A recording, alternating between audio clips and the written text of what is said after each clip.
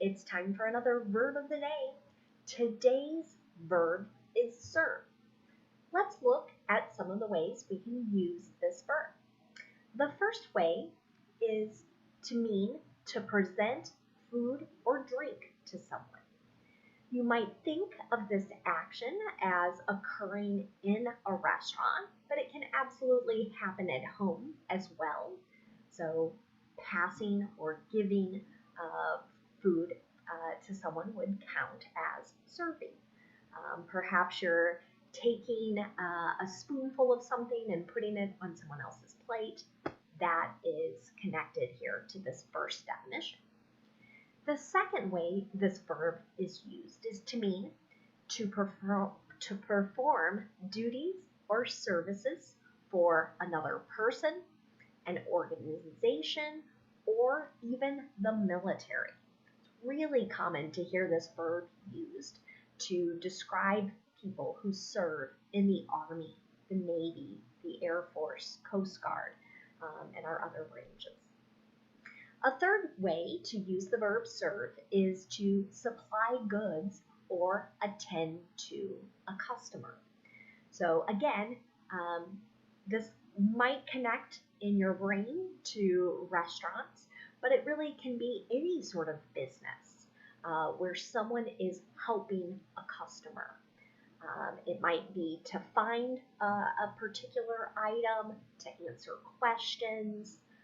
It could have a lot of different meanings in this sort of context.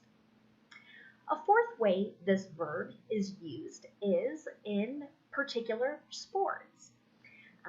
And so think of volleyball, tennis, badminton, and the idea here is that you're hitting a ball, or in the case of badminton, a shuttlecock, to begin play, to begin the activity of that sport.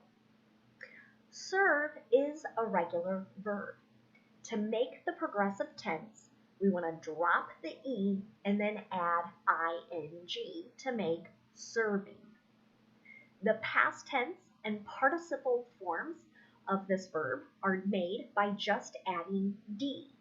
We don't need to add ed here because the verb already ends with an E. And because this verb ends with a voiced sound, the D is going to make a D sound. So our past tense and participle forms will sound like this. Served, served. Let's take a look at some phrasal verbs next. One phrasal verb you might hear is serve out. And this really connects back to that second definition of working for someone, working for an organization. And its particular meaning is to complete a term in office. So term is a period of time. The President of the United States has a 4-year term. Senators have a 6-year term. That's all that means. But we can use this phrasal verb in other contexts. It's not just about government. It could be service on a committee. It could be serving out a prison sentence. So if someone is sent to prison, they also have a term, a period of time that they are required to be there. So here's serve out in an example sentence. She didn't serve out her term due to health problems. So perhaps this is someone in government. It could be somebody volunteering for a nonprofit organization and completing her term of service in that capacity. Serve on is another phrasal verb. It's going to sound a bit similar to serve out, and its meaning is to be an official member of somebody that carries out specific duties or tasks. So again, we can think about government. This could be national, state, or local government. It could also be a for-profit company, a non-profit company, There are many different ways that we could use serve on, but you have an official title when you're serving on a particular entity. Here's an example sentence. He has served on the city council for 10 years. Another phrasal verb you might hear is to serve under someone. Its meaning is to be in the service or under the direction of somebody else. So that serve under is going to be followed by the person who's in charge. Another way to think of it, your boss, your manager. Here's an example sentence. They have served under the president for 2 years. The last phrasal verb we'll look at here is serve up. And it means to give, generally, we're going to say food to someone. Could be, again, at your house, just a meal at your house. It could be in a restaurant. It could be in another location. Here's an example sentence. The restaurant is serving up a special meal for healthcare workers. Let's continue practicing our verb serve in a few different verb tenses. Today we'll look at simple past, present progressive, and future perfect. Let's take a look at simple past. To make our affirmative simple past tense sentences, we just need to use the past tense form of our verb. And that verb is going to stay the same no matter what the subject is. It could be he, she, I, we, they, you. It doesn't matter. So let's take a look at an example sentence. And my sentence is pulled from the news. You might have heard a very famous and important congressman has recently passed away, and this sentence is connected to that. Representative John Lewis served in Congress for 33 years. Again, we're connecting that to that second meaning for our verb serve.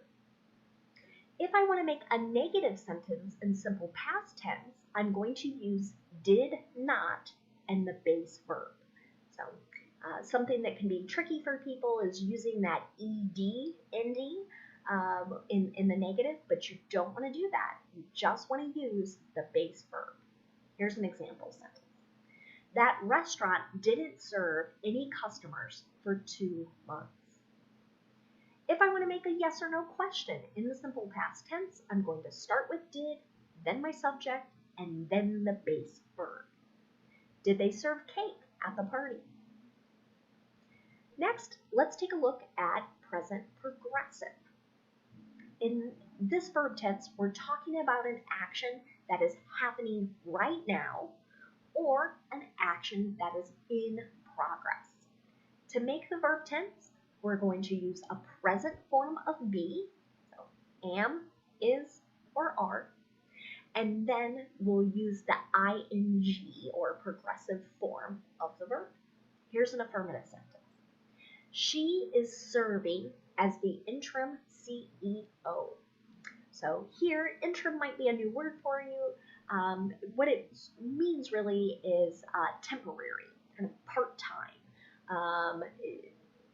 not necessarily permanent, another way to think of that. So again, this is connecting back to our second definition for the verb serve. If I want to make a negative sentence in present progressive, I'm going to insert not after my be verb. Here's an example. Many restaurants aren't serving indoors because of COVID-19 fears. If I want to make a yes or no question in the present progressive, I'm going to start with my form of be that matches my subject. That subject comes next, and then the ing form of the verb. Here's an example. Are you serving on the committee? Next, let's take a look at future perfect. To make this verb tense in the affirmative, we're going to start with will, have, and then our participle form of the verb. We tend to use this tense to talk about an action that will be completed before some other point in the future. Let's take a look at an example.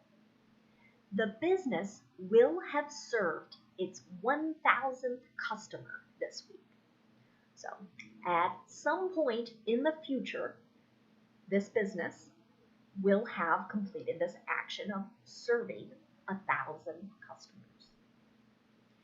If I want to make a negative in future perfect, I'm going to insert not after will. And it's really common to hear native speakers use the contraction form won't. Here's an example. They won't have served very long before the next election. Finally, if I want to make a yes or no question in the future perfect, I'm going to start with will, then I'll have my subject, then have, and then the participle form of the verb. Here's an example of that. Will the inmate have served out his sentence by 2025?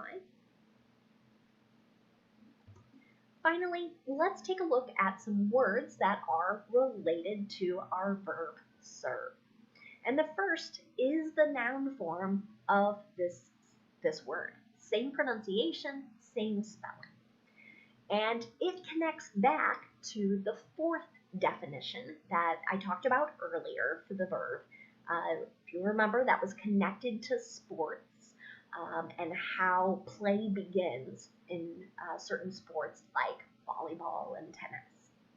So serve as a noun can mean the act or turn of hitting a ball to begin or to start play. So here's an example of that. Serena Williams has a very powerful serve. So if you're a tennis fan, I think you'll agree with that sentence. Another related word is server, and it can have a couple different meanings. The first is the person who takes orders and brings food to diners in a restaurant.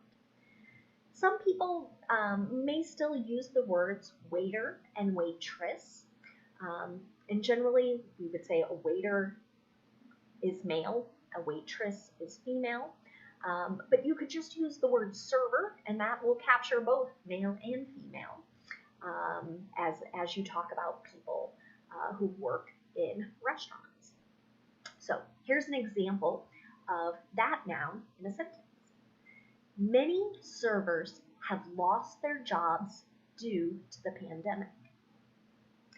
Another meaning for server is part of a computer network.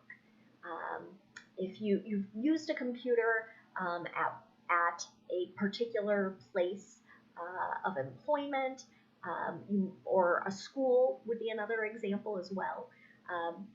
The computers all tend to be sort of connected in a not necessarily a way we can always see, but it allows us to access files or open different documents from different computers. So it also might allow us to send and receive emails.